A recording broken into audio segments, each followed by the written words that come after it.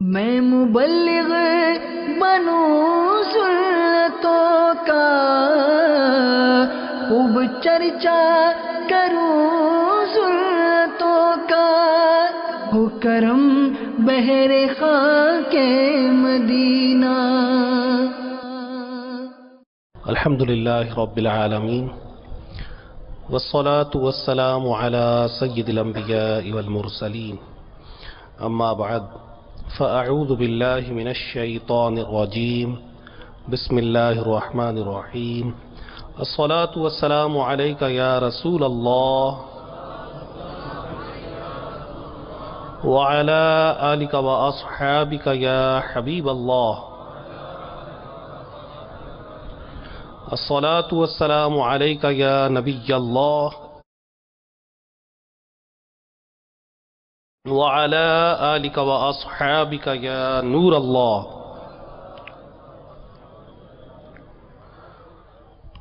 سرکار مدینہ راحت قلب و سینہ، صاحب معطر و معمر پسینہ صلی اللہ تعالی علیہ وآلہ وسلم نے ارشاد فرمایا، صلو علی صلی اللہ علیکم، کہ تم میری ذات پر درود پڑھو، اللہ تبارک و تعالی تم پر رحمت بھیجے گا۔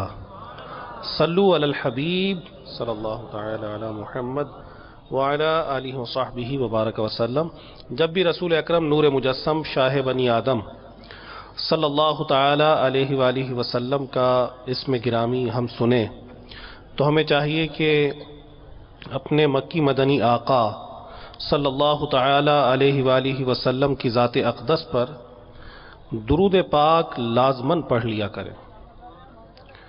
جو قصداً ایسا نہ کرے کہ اسم گرامی سن کر درود نہ پڑھے تو ایسے شخص کے لیے حدیث پاک میں آتا ہے، الا انبئکم بابخل البخلاء، کہ کیا میں تمہیں بخیل ترین شخص کی خبر نہ دوں؟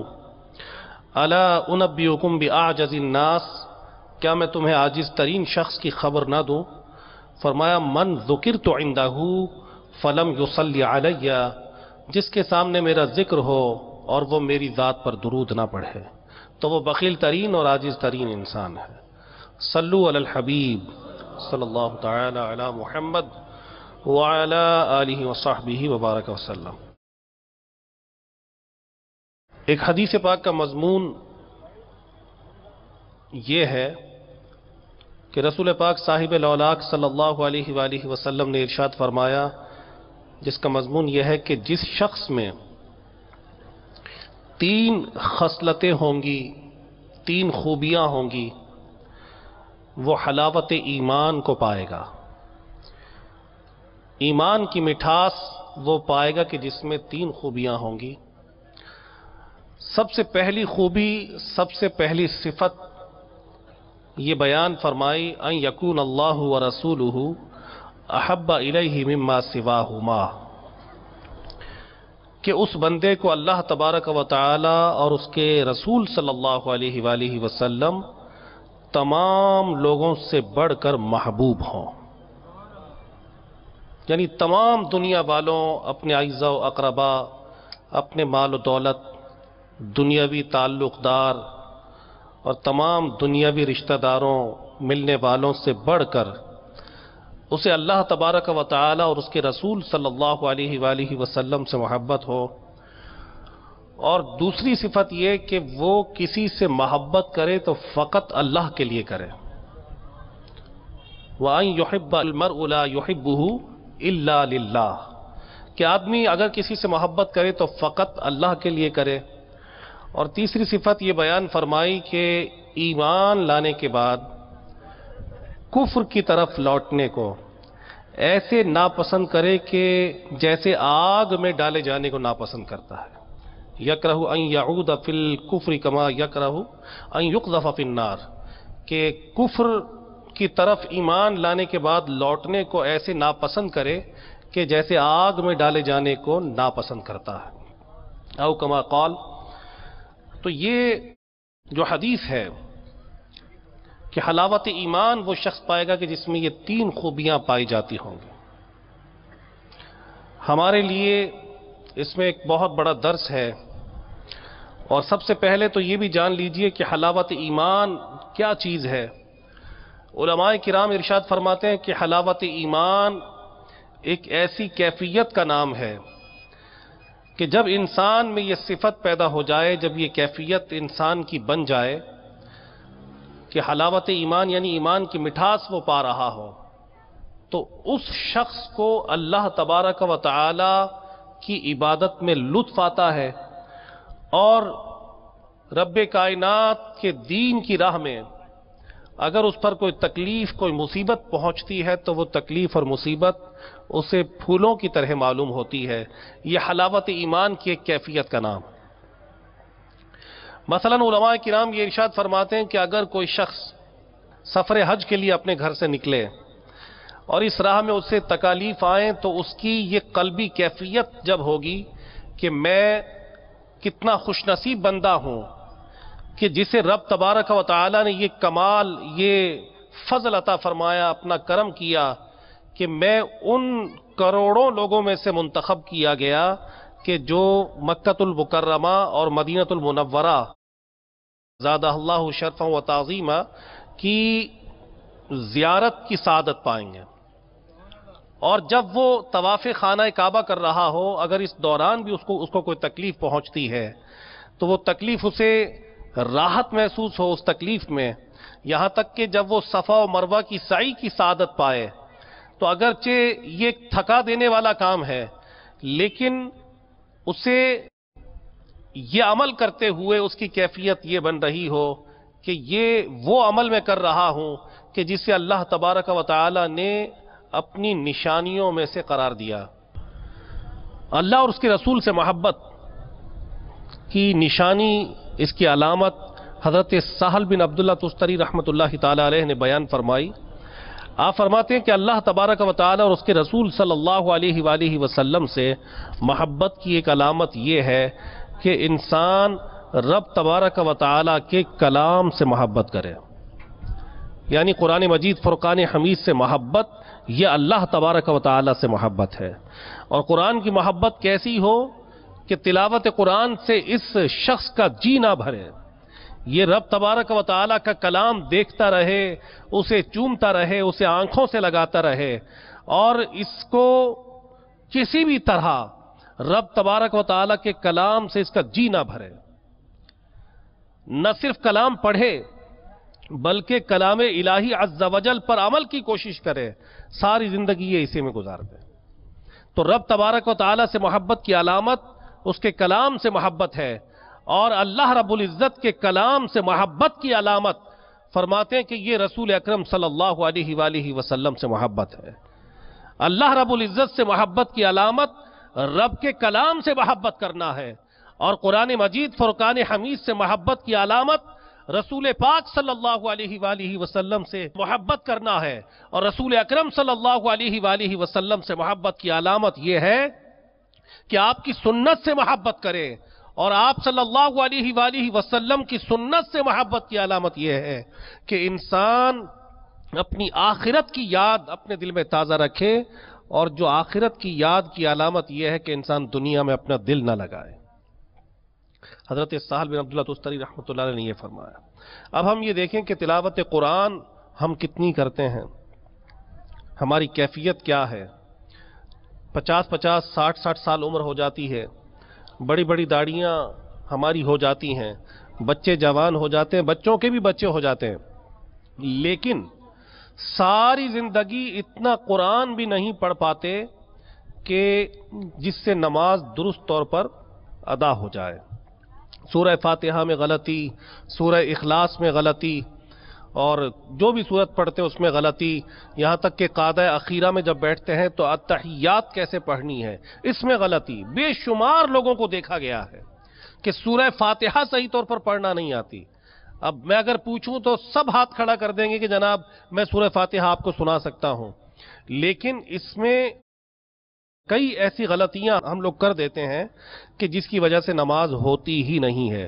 مثلا سورہ فاتحہ میں اگر کوئی الحمدللہ رب العالمین کی بجائے اگر اس کو معاذ اللہ الحمدللہ پڑھ دے، فرق آپ دیکھیں، الحمدللہ کو اگر کوئی الحمدللہ کہہ دے معاذ اللہ تو اس کی نماز ٹوٹ جائے گی۔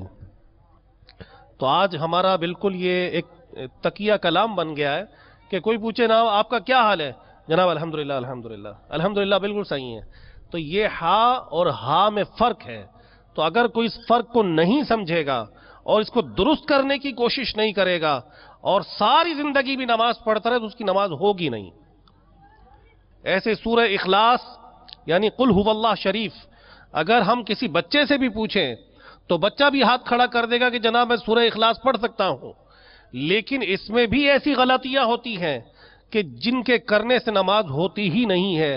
اگر کوئی قل هو اللہ احد کی بجائے معاذ اللہ اگر کہہ دے کل، تو اس سے معنی بدل جائے گا اور نماز بھی ٹوٹ جائے گی۔ کل تم فرماؤ، اور اگر اس کو کوئی پڑھ دے کل تو اس کا مطلب ہے تم کھا لو۔ هو اللہ احد، وہ اللہ ایک ہے، اگر احد کو کوئی احد پڑھ دے تو اس سے معنی بدل جائے گا اور رب کائنات کی توہین ہو جائے گی۔ تو دنیا کے علوم و فنون کی طرف ہماری توجہ ہے، دنیا کے معاملات کی طرف ہماری توجہ ہے، کس انداز سے کون سی لینگویج بولنی ہے اس طرف ہماری توجہ ہے۔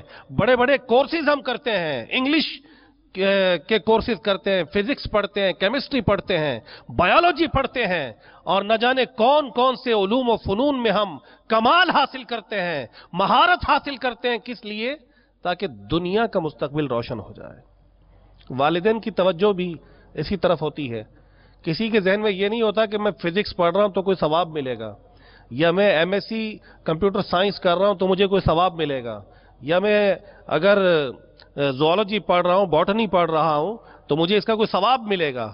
ہر شخص کے ذہن میں یہ ہوتا ہے کہ یہ جو مروجہ علوم حاصل کر رہا ہوں اس لیے کر رہا ہوں تاکہ مجھے کوئی اچھی جاب مل جائے، میرا کوئی اچھا سٹیٹس بن جائے معاشرے میں، میری زندگی بہتر ہو جائے اور میرا دنیا کا مستقبل یہ تابناک ہو جائے۔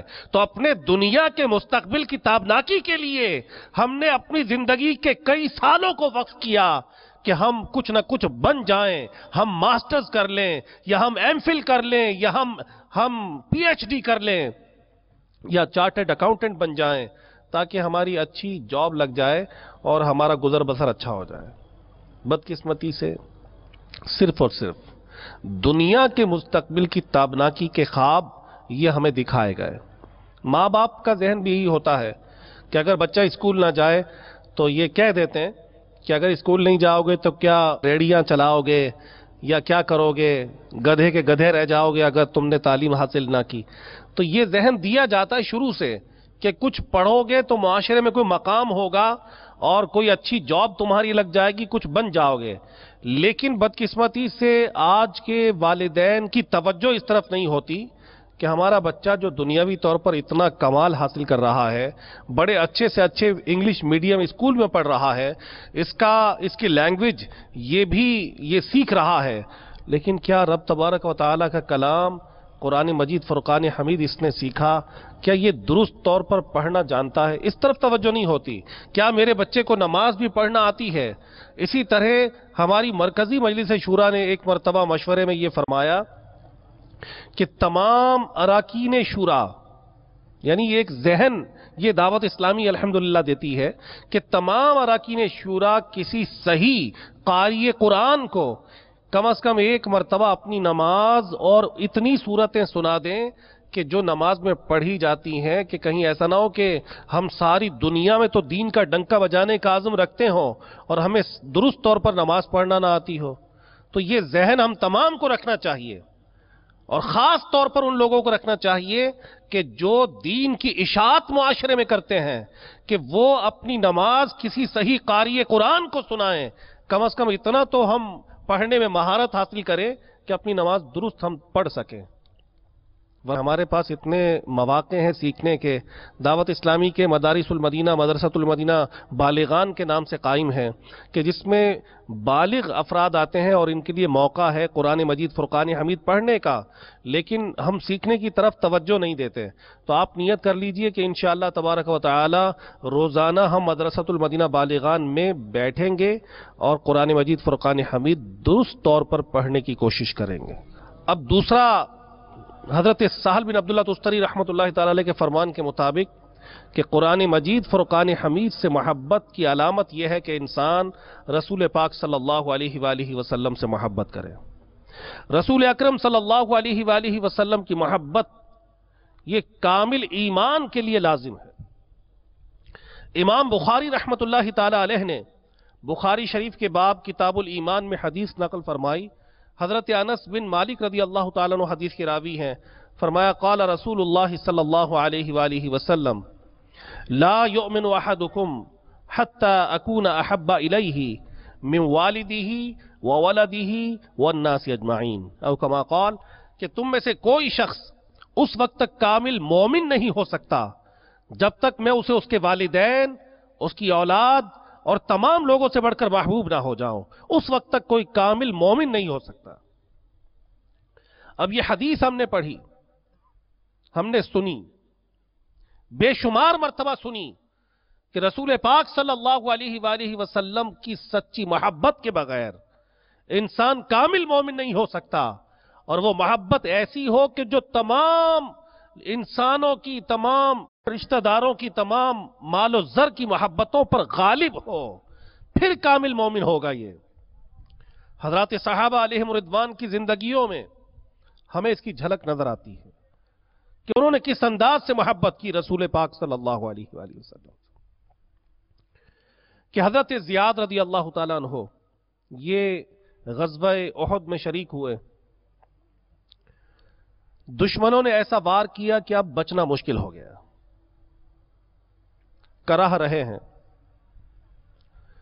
ان کی زبان مبارک سے یہ الفاظ جاری تھے کہ کاش کوئی میرے رسول صلی اللہ علیہ وآلہ وسلم تک میرا یہ پیغام پہنچا دے کہ آج ان کا غلام زیاد اس دنیا سے جا رہا ہے، آخری وقت ہے. ان کی محبت کی کیفیت کو دیکھیے، کسی عزیز کو یاد نہیں کر رہے، کسی رشتہ دار کو یاد نہیں کر رہے.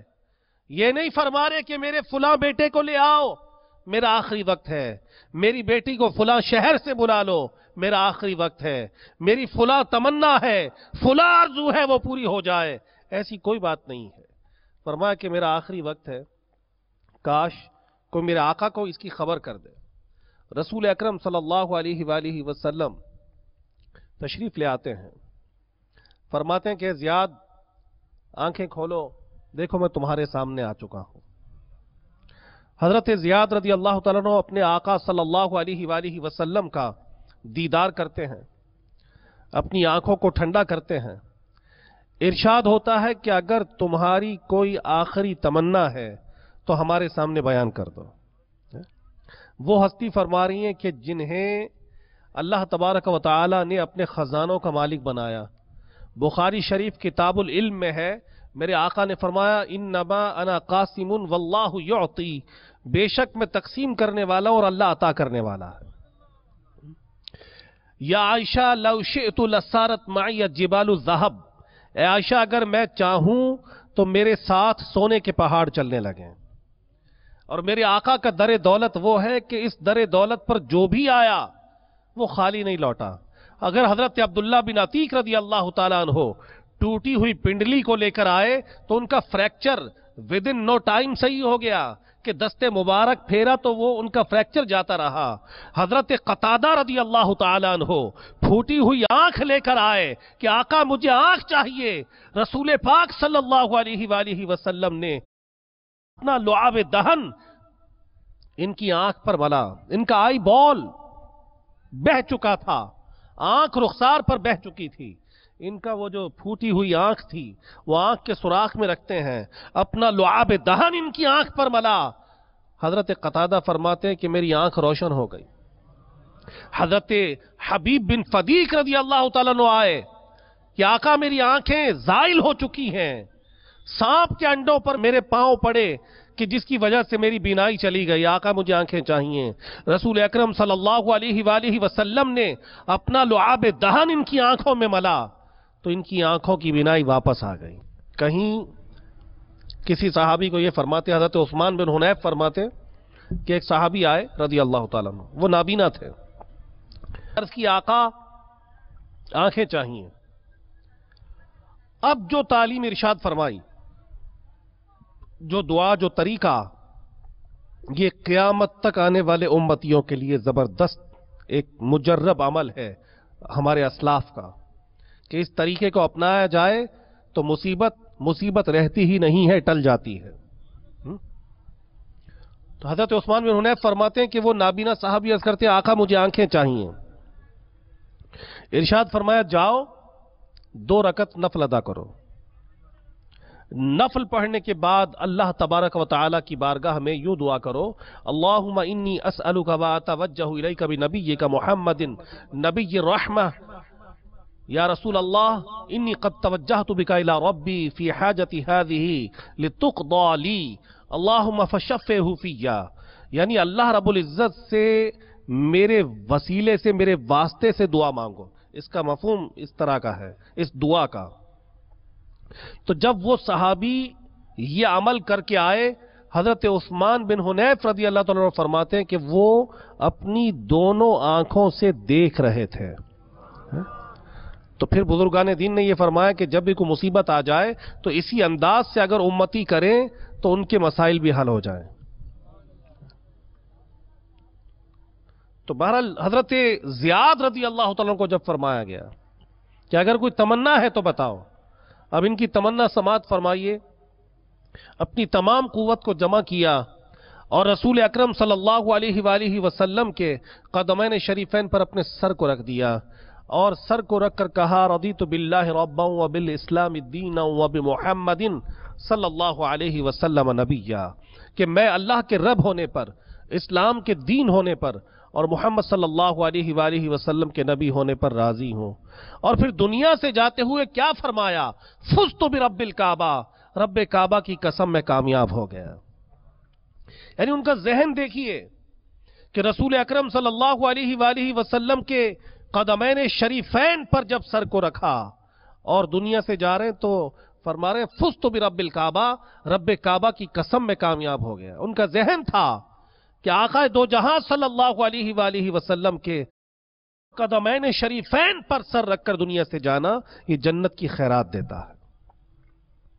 ایسی محبت کہاں اس انصاریہ صحابیہ رضی اللہ تعالیٰ عنہ کی محبت کے بارے میں ملتا ہے کہ ان کے بھائی، ان کے شوہر، ان کا بیٹا غزوہ احد میں شریک تھے، تو پتہ چلا کہ رسول اکرم صلی اللہ علیہ وسلم کو معاذ اللہ شہید کر دیا گیا ہے۔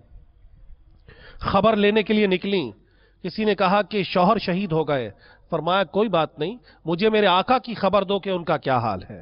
کسی نے کہا کہ آپ کے والد محترم شہید ہو گئے، فرمایا کہ ٹھیک ہے لیکن مجھے میرے آقا کی، میرے سرکار کی خبر دو کہ ان کا کیا حال ہے۔ کسی نے کہا کہ تمہارا بیٹا بھی شہید ہو گیا، فرمایا کہ مجھے تو میرے رسول کی خبر دو کہ ان کا کیا حال ہے۔ کیسی محبت! اور جب رسول اکرم صلی اللہ علیہ وسلم کو خیر و عافیت سے دیکھا تو پھر اللہ رب العزت کا شکر ادا کیا، اور رسول پاک صلی اللہ علیہ وسلم کو دیکھنے کے بعد یہ کہا کہ میرے لیے کوئی غم، کوئی مصیبت ہے ہی نہیں، آقا اگر آپ سلامت ہیں تو میرے لیے کوئی تکلیف، کوئی حیثیت نہیں رکھتی۔ تو میرے میٹھے میٹھے اسلامی بھائیوں، آپ نے سماعت فرمایا کہ حضرات صحابہ علیہم رضوان رسول اکرم صلی اللہ علیہ وآلہ وسلم سے کیسی محبت کیا کرتے تھے۔ وہ محبت تمام محبتوں پر غالب تھی، ایسی محبت۔ دعوی عشق رسول صلی اللہ علیہ وآلہ وسلم ہم بھی کرتے ہیں، ہم بھی کہتے ہیں کہ سرکار صلی اللہ علیہ وسلم کی محبت میں آپ کے ناموس کی خاطر میں جان قربان کرنے کے لیے تیار ہوں۔ صرف ایک زبان میں نہیں کہتے، مختلف زبانوں میں۔ کوئی انگلش بولنے والا ہوگا وہ کہے گا I want to die for the honor of beloved نبی صلی اللہ علیہ وسلم، میں رسول اکرم صلی اللہ علیہ وآلہ وسلم کے عزت اور ناموس کی خاطر جان قربان کرنے کے لیے تیار ہوں۔ سرکار کے لیے جان قربان ہے۔ I want to die for the honor of beloved نبی صلی اللہ علیہ وسلم، لیکن I don't want to live according to سنہ، یعنی سرکار کی محبت کی خاطر مرنے کے لیے تیار ہوں، but I don't want to live according to سنہ، I don't want to follow the beloved نبی صلی اللہ علیہ وسلم۔ سرکار صلی اللہ علیہ وسلم کی محبت میں آپ کی عزت و ناموس کی خاطر مرنے کے لیے تیار ہوں، لیکن آپ کی سنت کے مطابق جینے کے لیے تیار نہیں ہوں. یہ کیسی محبت ہے؟ آپ مجھے بتائیے کہ مرنا آسان ہے، جینا آسان؟ جینا آسان ہے نا، لیکن ہم جینے کے لیے تیار نہیں ہیں. This is not the time for dying, this is the time for living according to سننا. یہ مرنے کا وقت نہیں ہے. جب وقت ہوگا تو انشاءاللہ ہم سرکار کی خاطر مرنے کے لیے تیار ہیں، لیکن رسول پاک صلی اللہ علیہ وآلہ وسلم سے سچی محبت کی علامت یہ ہے کہ آپ کی سنت کے مطابق انسان جیے. یہ ہے محبت کہ حضرت رابعہ بصری رحمت اللہ تعالی علیہ نے فرمایا لو کان حبک صادقا لاطعتہ فإن المحب لمن يحب مطیع، کہ اگر تیری محبت اپنے محبوب سے سچی ہوتی، لاطعتہ فإن المحب لمن يحب مطیع، کہ محبت کرنے والا ہمیشہ اپنے محبوب کا اطاعت گزار ہوتا ہے. یہ محبت کی نشانی ہے. اگر کوئی کہے اپنے ابا جان کو oh my father I love you very much، میں آپ سے بہت پیار کرتا ہوں. If father says my beloved son you love me, yeah I love you very much my dear papa. ابا جان کہیں کہ I'm hungry, please give me the loaf of bread. I'm ill, please arrange the medicine for me. وہ کہے no I cannot give you the bread, I cannot give you the medicine, but I love you very much. آپ کیا کہیں گے؟ یہ کیسا محبت کرنے والا بچہ ہے جو اپنے باپ کو روٹی بھی نہیں دے سکتا، جو اپنے والد کو دوائی بھی نہیں دے سکتا، اپنے باپ کی کوئی بات نہیں مانتا اور کہتا کہ ابا جان آپ سے پیار بہت ہے. تو یہ کیسی محبت ہے کہ ہم کہیں کہ اپنے آقا کی خاطر جان قربان کرنے کے لیے تیار ہیں. اپنے رسول صلی اللہ علیہ وسلم کی محبت میں ہم مرنے کے لیے تیار ہیں، لیکن ان کی محبت میں جینے کے لیے تیار نہیں ہیں. یہ کیسی محبت ہے؟ میرے آقا فرمائیں جعلت قرۃ عینی فی الصلاۃ، کہ نماز میں میری آنکھوں کی ٹھنڈک رکھی گئی ہے. اب جو ان سے محبت کرنے والا ہوگا وہ نماز چھوڑ سکتا ہے؟ لاکھ دعوی محبت کرے کہ میں سرکار صلی اللہ علیہ وسلم کا عاشق ہوں، یہ شیطان کا ایک بہت بڑا وار بعض اوقات ہم پر ہوتا ہے کہ بس عشق کا نام لیتے جاؤ، جناب مریں گے تو بیڑا پار ہے جی، ہم تو عاشق رسول ہیں. یہ کیسا عاشق رسول ہے کہ نہ اس کے عمل سے ثابت ہوتا ہے نہ اس کے قول سے ثابت ہوتا ہے کہ میں سرکار صلی اللہ علیہ وسلم کا عاشق ہوں. نہ کبھی قرآن کھولنے کی توفیق ہوتی ہے، نہ نماز پڑھنے کی توفیق ہوتی ہے، نہ درود و سلام کی سعادت پاتا ہے، اور کہتا جناب ہم تو عاشق رسول ہیں، مرتے ہی جنت میں جائیں گے. نماز ایک نہیں پڑھتا، عاشق رسول. اور ہمارے معاشرے میں بے شمار لوگوں کو ہم نے خام خواہ درجہ ولایت پر پہنچا رکھا ہے. نہ نہاتا ہے، نہ دھوتا ہے، نہ کپڑے بدلتا ہے، جسم سے بدبو آ رہی ہے. ہم کہتے ہیں جی بڑا پہنچا ہے جی. اے جناب اللہ لوگ ہیں، پتہ نہیں کیا کرنے جاتے ہیں ایسے لوگوں کے پاس.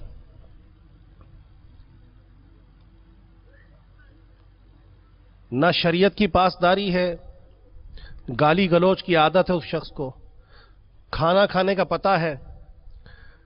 نماز او جی نماز تو مدینہ پاک میں جا کے پڑھتے ہیں. ایسے لوگوں کو آج ہم نے معاذ اللہ تبارک و تعالی کے قرب کا ذریعہ بنانے کا سوچا ہوا ہے، اور ایسا ہے نہیں. ایسے لوگ تو راہ جہنم کی طرف لے کر جانے والے، اللہ سے ملانے والے نہیں ہیں. حضرت جنید بغدادی رحمت اللہ تعالی علیہ کا قول امام غزالی رحمت اللہ علیہ نے نقل کیا کہ حضرت جنید بغدادی نے بھی کسی بزرگ کامل کا قول بیان کیا ہے کہ اگر کسی کو ہوا میں اڑتے دیکھو، کسی کو آگ کھاتا دیکھو، کسی کو پانی کی سطح پر پیدل چلتا دیکھو لیکن وہ ڈوبتا نہیں ہے، کتنا بڑا عمل ہے ہوا میں اڑنا. یہاں اگر کوئی شخص ہمارے سامنے ہوا میں اڑنے لگ جائے، ہم دیکھ کر پریشان ہو جائیں کہ یار یہ تو بڑا صاحب کمال ہے. یہ ہوا میں اڑ رہا ہے، یہ بڑا پہنچا ہوا آدمی ہے، لیکن کتنی زبردست ہماری رہنمائی فرمائی کہ اگر کسی شخص میں یہ تمام صفات موجود ہوں کہ وہ ہوا میں اڑے، وہ پانی پر چلے لیکن پانی میں ڈوبے نہ، وہ آگ کھائے لیکن اس پر یہ اثر انداز نہ ہو، اتنے بڑے بڑے عمل کرنے کے بعد ارشاد فرمایا لیکن اگر تو دیکھے کہ وہ فرائض کو چھوڑ رہا ہے، فرائض کو چھوڑ رہا ہے، نماز نہیں پڑھتا، بعض فرقے بنے ہوئے ہیں، ہم تو جنہیں معرفت کی نماز پڑھتے ہیں، یہ پتہ نہیں کون سی معرفت ہے، یہ شیطان کی معرفت ہے۔ ہماری منزل جناب جو طریقت کی منزل ہے وہ شریعت سے اوپر والی منزل ہے، معاذ اللہ۔ بعض لوگ یہ باتیں کرتے ہیں، اور شریعت سے اوپر والی منزل ہے، اگر مانا شریعت سے اوپر والی منزل ہے تو شریعت والی منزل ہوگی تو اوپر والی منزل بنے گی۔ بھئی شریعت سے اوپر کی منزل کہتے ہیں لوگ، ٹھیک ہے، شریعت پہلی منزل ہے نا، تو پہلی منزل ہوگی تو دوسری بنے گی یا خلاؤں میں بنائیں گے؟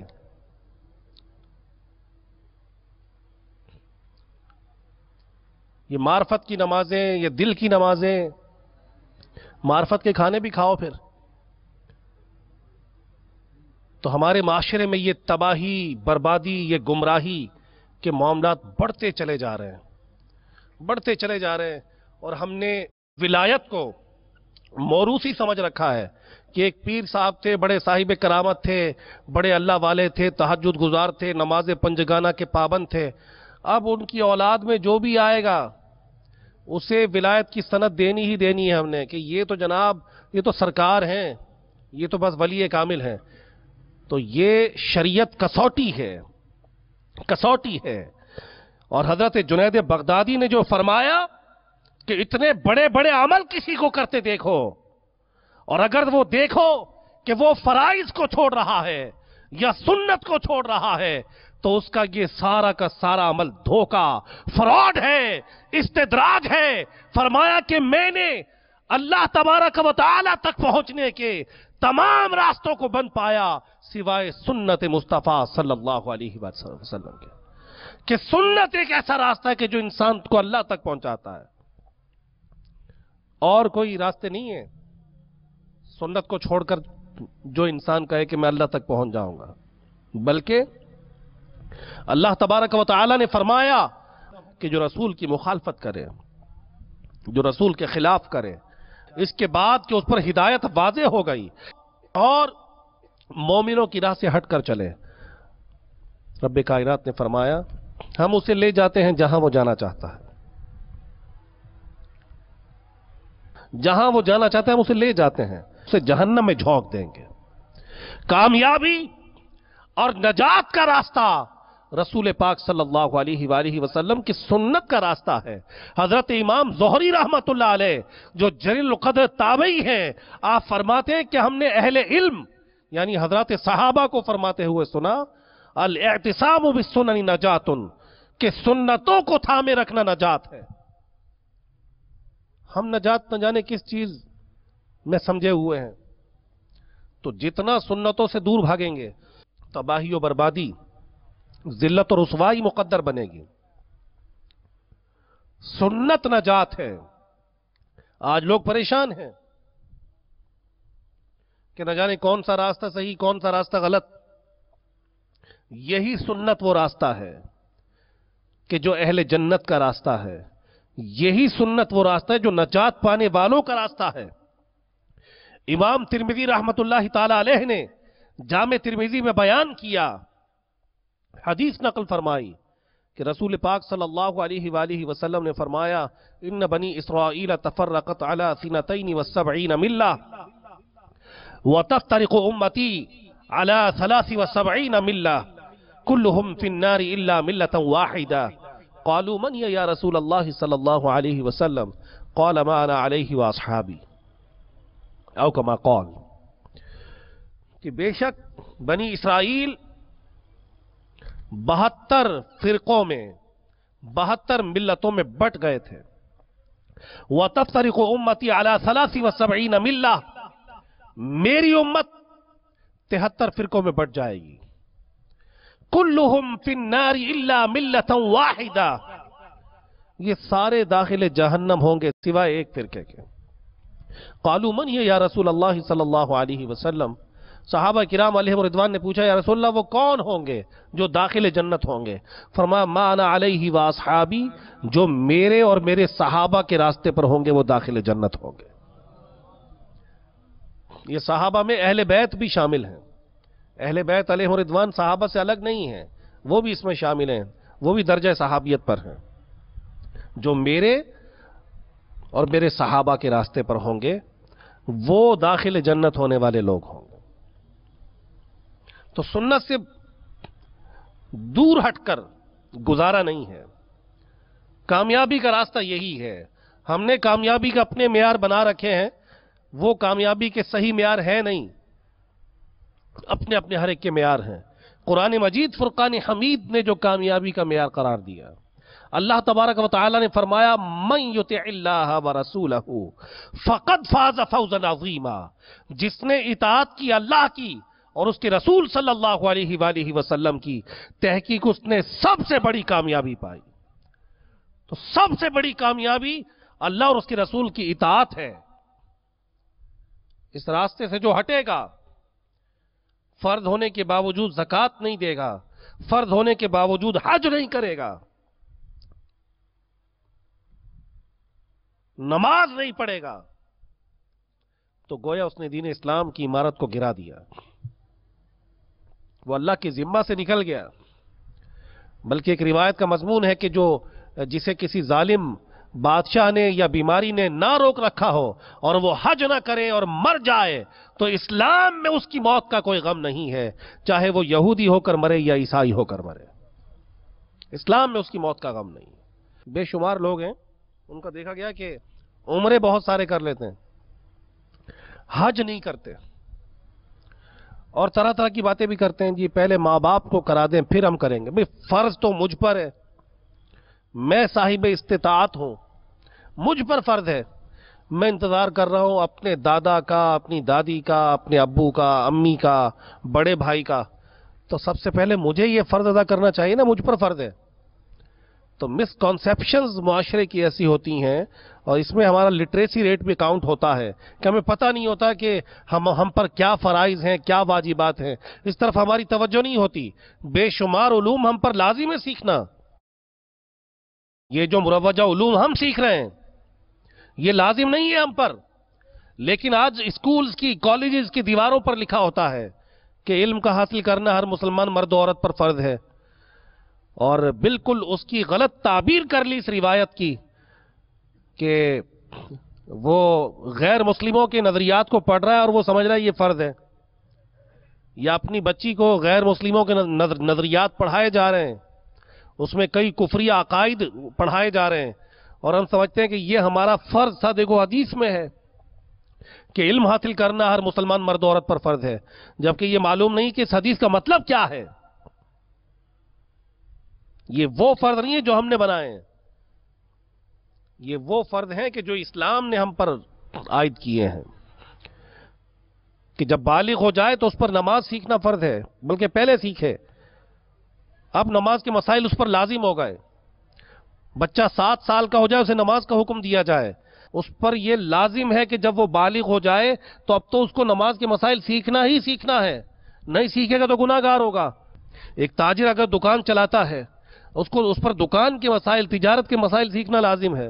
हजरत उमर रज़ियल्लाहु तआला अन्हु ने ऐलान किया था अपने दौरे हुकूमत में कि हमारे इस बाजार में कोई ऐसा शख्स ना आए कि जो इल्म ना रखता हो।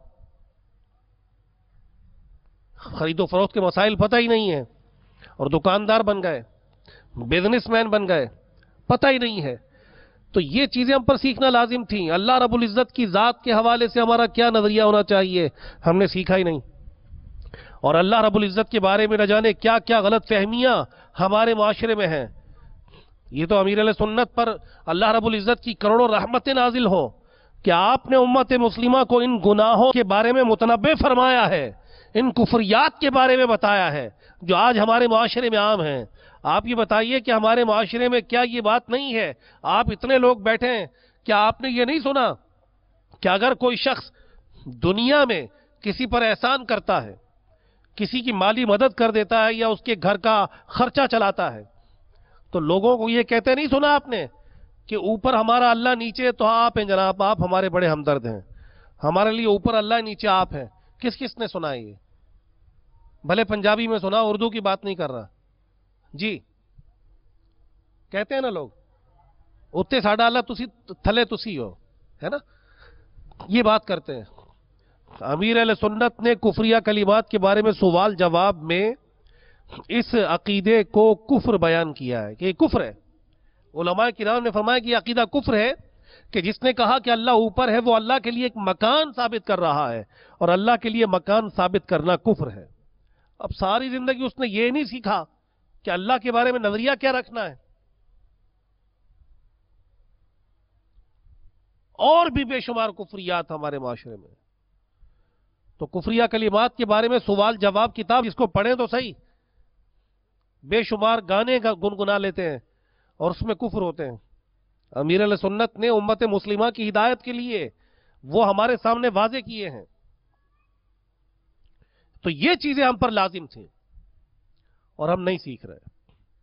تو محبت رسول صلی اللہ علیہ وآلہ وسلم کا تقاضا یہ ہے کہ آپ صلی اللہ علیہ وآلہ وسلم کی سنت سے محبت کی جائے، اور سنت سے محبت یہ رسول اکرم صلی اللہ علیہ وسلم سے حقیقی معنوں میں محبت ہے. کوئی کہے نا کہ میں عاشق رسول ہوں، تو دیکھا جائے گا کہ یہ عاشق رسول کیا سنت سے محبت کرتا ہے؟ کیا یہ سنت کے معیار پر پورا اترتا ہے؟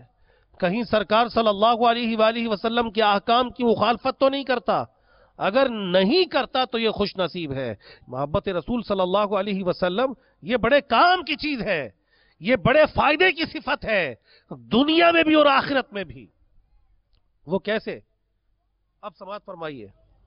حضرت انس رضی اللہ تعالیٰ عنہ اور حضرت ابو ہریرہ رضی اللہ تعالیٰ عنہ بیان فرماتے ہیں کہ رسول اکرم صلی اللہ علیہ وآلہ وسلم کہیں تشریف لیے جا رہے تھے کہ ایک شخص ملا اور مل کر یہ آپ کی خدمت میں عرض کرتا ہے، متی الساعہ یا رسول اللہ، یا رسول اللہ صلی اللہ علیہ وآلہ وسلم قیامت کب آئے گی؟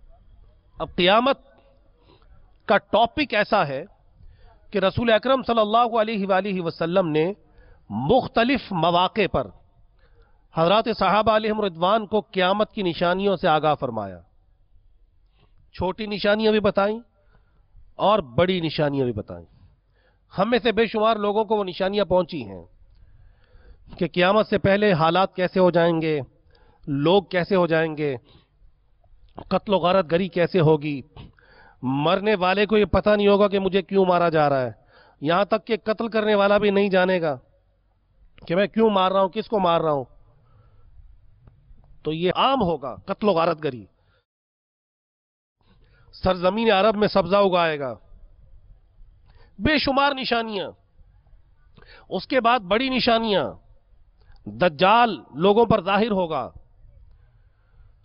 کیا اس کے شعبدے بازیاں ہوں گی؟ تو فرمایا کہ میری امت کا ایک لشکر دجال کی خبر لینے کے لیے نکلے گا. ارشاد فرمایا انی لأعرف اسماءہم واسماء آبائہم والوان خیولہم، میں ان لوگوں کے ناموں کو بھی جانتا ہوں، ان لوگوں کے آباء و اجداد کو بھی جانتا ہوں، اور جن گھوڑوں پر سوار ہو کر وہ لشکر دجال کی خبر لینے جائیں گے میں ان کے گھوڑوں کے رنگوں کو بھی جانتا ہوں. دجال کو کیسے حضرت عیسیٰ علیہ السلام قتل فرمائیں گے، کیسے قیامت قائم ہوگی، قیامت کے مراحل کیا ہوں گے، لوگوں کی قیامت کے دن کیفیت کیا ہوگی. الناس ماج بعضهم فی بعض، لوگ ایک دوسرے سے ٹکرا رہے ہوں گے جیسے سمندر کی موجیں ٹکراتی ہیں. لوگوں کی کیفیت کیا ہوگی، سورج کی کیفیت کیا ہوگی، زمین کی کیفیت کیا ہوگی، لوگوں کی چیخ و پکار کی کیفیت کیا ہوگی، لوگوں کے حساب کی کیفیت کیا ہوگی. فرمایا کہ لوگ حضرات انبیاء علیہ الصلوۃ والسلام کے پاس جائیں گے کہ وہ اللہ کی بارگاہ میں ہماری سفارش کر دیں، ہماری شفاعت کر دیں۔ حضرت آدم علیہ الصلوۃ والسلام لوگوں کو کیا فرمائیں گے، حضرت نوح علیہ الصلوۃ والسلام کیا فرمائیں گے، حضرت ابراہیم علیہ الصلوۃ والسلام کیا فرمائیں گے، اور حضرت عیسیٰ علیہ الصلوۃ والسلام کیا فرمائیں گے، یہاں تک بتا دیا۔ اور پھر فرمایا کہ حضرت عیسیٰ علیہ الصلوۃ والسلام لوگوں کو میرے پاس بھیجیں گے۔ یہ دنیا میں بتایا ہے۔ میں کہوں گا انا لہا انا لہا، ہاں میں ہی اس کام کے لیے ہوں، میں ہی اس کام کے لیے ہوں۔ پھر میں رب تبارک و تعالی کی بارگاہ میں سجدہ کروں گا۔ یہ قیامت کے مراحل بتائے جا رہے ہیں۔ سجدہ کروں گا اور اپنے رب کی وہ حمد و ثنا کروں گا جو اولین و آخرین میں سے کسی نے نہیں کی ہوگی۔ اپنے رب کی حمد و ثنا کروں۔ ارشاد ہوگا ارفع راسک یا محمد، اے محمد صلی اللہ علیہ وآلہ وسلم اپنے سر کو اٹھاؤ، قل تسمع، محبوب کہہ دو تمہاری بات کو سنا جائے گا، سل توتا، محبوب سوال کرو عطا کیا جائے گا، اشفع تشفع، شفاعت کرو تمہاری شفاعت کو قبول کیا جائے گا۔ یہ کیفیت دنیا میں بتا رہے ہیں ہمارے آقا صلی اللہ علیہ وسلم۔ اور پھر مختلف مراحل کا بیان فرمایا قیامت کے، یہاں تک کہ جو سب سے آخری جہنمی، مسلمان جہنمی، جو جہنم سے نکال کر جنت میں داخل کیا جائے گا، میرے آقا فرماتے ہیں کہ میں اس کو بھی جانتا ہوں۔ میں اپنے سب سے آخر میں داخل جنت ہونے والے امتی کو بھی جانتا ہوں۔ حضرت عمر بن خطاب رضی اللہ تعالیٰ عنہ نے فرمایا قام فینا رسول اللہ صلی اللہ علیہ وسلم مقاما فاخبرنا عن بد الخلق حتى دخل اهل الجنة منازلهم ودخل اهل النار منازلهم حفظ ذلك من حفظه ونسيه من نسيه۔ میرے آقا کے بارے میں حضرت عمر بن خطاب رضی اللہ تعالیٰ عنہ نے فرمایا قام فینا رسول اللہ صلی اللہ علیہ وسلم مقاما، کہ سرکار صلی اللہ علیہ وآلہ وسلم ہمارے درمیان کھڑے ہوئے، فاخبرنا عن بدء الخلق، آپ نے ہمیں مخلوق کی ابتدا سے بتانا شروع کیا، حتی دخل اہل الجنت منازلہم ودخل اہل النار منازلہم، یہاں تک بتا دیا کہ جنتی اپنی منزلوں میں پہنچ گئے، جہنمی اپنی منزلوں میں پہنچ گئے۔ مخلوق کی ابتدا سے لے کر لوگوں کے داخل جنت اور داخل جہنم ہونے تک کے واقعات کو بتا دیا، یہ بھی معجزہ ہے، سب بتا دیا۔ لیکن یہاں جب صحابی ملتے ہیں، آپ کو یاد ہے واقعہ، پوچھتے ہیں متی الساعہ یا رسول اللہ، متی الساعہ، قیامت کب آئے گی؟ اب رسول اکرم صلی اللہ علیہ وآلہ وسلم نے انہیں قیامت کی نشانیاں نہیں بتائیں۔ ارشاد ہوتا ہے ما اعددت لہا، تو نے قیامت کی تیاری کیا کی ہے؟ قیامت کا پوچھ رہا ہے، قیامت کی تیاری کیا کی ہے؟ اب یہ صحابی تھے رضی اللہ تعالیٰ، انہوں نے اپنی نیکیاں نہیں گنوائیں، اپنا کوئی حسن عمل، کوئی تلاوت قرآن، کوئی سجدے، کوئی نوافل، ایسی کوئی بات نہیں گنوائی۔ عرض کرتے ہیں ما اعددت لہا کبیر صیام ولا صلاۃ ولا صدقہ، آقا میں نے قیامت کی تیاری نہیں کی، بہت زیادہ نفلی نمازیں پڑھ کر، بہت زیادہ نفلی روزے نہیں رکھے، میں نے کوئی نفلی صدقہ و خیرات نہیں کیا، لیکن ایک صفت میرے اندر ہے، ایک اسپیشیلٹی ہے میری ہے، وہ کیا ہے؟ وَلَكِنِّي أُحِبُّ اللَّهَ وَرَسُولَهُ، لیکن میں اللہ اور اس کے رسول سے محبت کرتا ہوں۔ جب میرے آقا نے یہ سنا تو فرمایا فَإِنَّكَ مَعَ مَنْ أَحْبَبْتَ، بے شک تو اسی کے ساتھ ہوگا جس سے تو محبت کرتا ہوگا۔ تو یہ سرکار صلی اللہ علیہ وآلہ وسلم سے محبت، یہ دنیا اور آخرت میں کام آنے والی چیز ہے، جسے دنیا میں سرکار سے محبت ہے وہ محبت کے تقاضوں کو بھی پورا کرتا ہے۔ اب وہ نہ گھبرائے کہ سرکار صلی اللہ علیہ وسلم کے کرم سے انشاءاللہ وہ داخل جنت ہوگا۔ یہ محبت رسول ہی تو ہمارے پاس ہے جو کام آنے والی چیز ہے، ورنہ عمل سے کوئی نہیں کہہ سکتا ہم میں سے کہ ہم بخشے جائیں گے۔ یہ سرکار صلی اللہ علیہ وآلہ وسلم کا لطف و کرم ہی ہے کہ جس کی وجہ سے امید ہے کہ یہ محبت کی خیرات جس خوش نصیب کو مل جائے، یہ محبت کی سعادت جسے مل جائے، اسے سب سے بڑا خزانہ مل گیا کہ اس کا آخرت میں بیڑا پار ہوگا۔ فرمایا المرء مع من احبا، کہ آدمی اسی کے ساتھ ہوگا جس سے وہ محبت کرتا ہوگا۔ تو الحمدللہ اگر ہم دنیا میں سرکار صلی اللہ علیہ وآلہ وسلم سے، اللہ رب العزت کے نیک بندوں سے، حضرات صحابہ علیہم رضوان سے، حضرات تابعین کرام سے، تبع تابعین کرام سے، ائمہ مجتہدین سے، رب کائنات کے نیک بندوں سے محبت کرتے ہوں گے تو انہی کے ساتھ حشر ہوگا، اور جب ان کے ساتھ حشر ہوگا تو انشاءاللہ حشر کی پریشانیاں تکالیف رہیں گی ہی نہیں انشاءاللہ۔ تو آج یہ نیت کر لیجئے کہ اطاعت والے کام چھوڑیں گے نہیں۔ سب سے پہلا فرض مسلمان کے لیے نماز ہے، نماز نہیں چھوڑیں گے انشاءاللہ، اور اس کے ساتھ ساتھ تلاوت قرآن کی کوشش بھی کریں گے، اور مدرسۃ المدینہ بالغان جن کے لیے یہ چانس جن کو ملتا ہو وہ پڑھیں۔ الحمدللہ دعوت اسلامی کا ہفتہ وار سنتوں بھرا اجتماع ہمارے دنیا کے مختلف ممالک میں یہ اجتماعات کا سلسلہ ہوتا ہے۔ فجی جہاں سے عام طور پر سورج طلوع ہوتا ہے، یعنی سب سے پہلے دن فجی میں نکلتا ہے، اور امریکہ سے بھی آگے جہاں سورج عام طور پر غروب ہوتا ہے۔ الحمدللہ دعوت اسلامی ایسے علاقوں میں بھی سنت کی خدمت کر رہی ہے۔ تو اگر ہم چاہتے ہیں کہ یہ پیغام اور زیادہ بڑھے اور زیادہ پھیلے تو ہم سب کو دعوت اسلامی کے مدنی ماحول سے وابستہ ہو جانا چاہیے، اور دعوت اسلامی کا یہ جو مدنی مقصد ہے جو شیخ طریقت امیر علیہ سنت نے دیا، اس کے مطابق اگر عمل کی کوشش کریں گے تو انشاءاللہ اس پیغام کو پہنچانے میں آسانی ہو جائے گی کہ مجھے اپنی اور ساری دنیا کے لوگوں کی اصلاح کی کوشش کرنی ہے۔ تو اس اصلاح کی جو کوشش ہے، اپنی اصلاح کی کوشش مدنی انعامات کے ذریعے ہوتی ہے، اور مدنی انعامات یہ نیک بننے کا ایک بہترین نسخہ امیر علیہ سنت نے امت مسلمہ کو دیا ہے، اور ساری دنیا کے لوگوں کی اصلاح کی کوشش جو ہم نے کرنی ہے یہ مدنی قافلوں کے بغیر نہیں ہو سکتی۔ جب تک راہ خدا میں ہم مدنی قافلے میں عاشقان رسول کے ساتھ سنتوں کی تربیت کے لیے سفر نہیں کریں گے تو یہ بہت مشکل ہے کہ ہم خدمت کر لیں دین کی معاشرے میں۔ تو یہ جو مبلغین آج دنیا کے مختلف ممالک میں نظر آتے ہیں، یہ بھی ماں باپ کی اولاد ہی ہوتی ہیں، کسی نہ کسی شہر سے ہی ان کا تعلق ہوتا ہے، اور پھر یہ اکوان عالم میں جا کر سنتوں کی خدمت کرتے ہیں۔ تو آپ اپنے آپ کو انڈر ایسٹیمیٹ نہ کریں، آپ میں سے بھی بے شمار ایسے مبلغین ہو سکتے ہیں کہ جو دنیا کے ان لوگوں کو کے لیے رشد و ہدایت کا سامان بن سکتے ہیں کہ جو اللہ رب العزت کی ذات کی معرفت نہیں رکھتے یا دین اسلام کے بارے میں نہیں جانتے۔ تو نیت کر لیجئے کہ ہفتہ وار سنتوں پر اجتماع میں جائیں گے، انشاءاللہ اجتماع میں جانے سے فکر آخرت کا ذہن بھی ملے گا، اور سنتیں اپنانے کا جذبہ اور ذہن بھی ملے گا، اور انشاءاللہ عز و جل عشق رسول صلی اللہ علیہ وآلہ وسلم کی خیرات بھی ہمیں نصیب ہوگی۔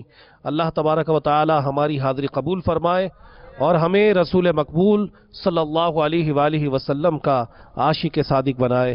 آمین بجاہ النبی الامین صلی اللہ تعالی علیہ وآلہ وسلم۔ صلو علی الحبیب صلی اللہ تعالی علی محمد وعلی آلہ وصحبہ وبارک وسلم۔ میں مبلغ بنوں سنتوں کا، خوب چرچا کروں سنتوں کا، ہو کرم بہر خاک مدینہ۔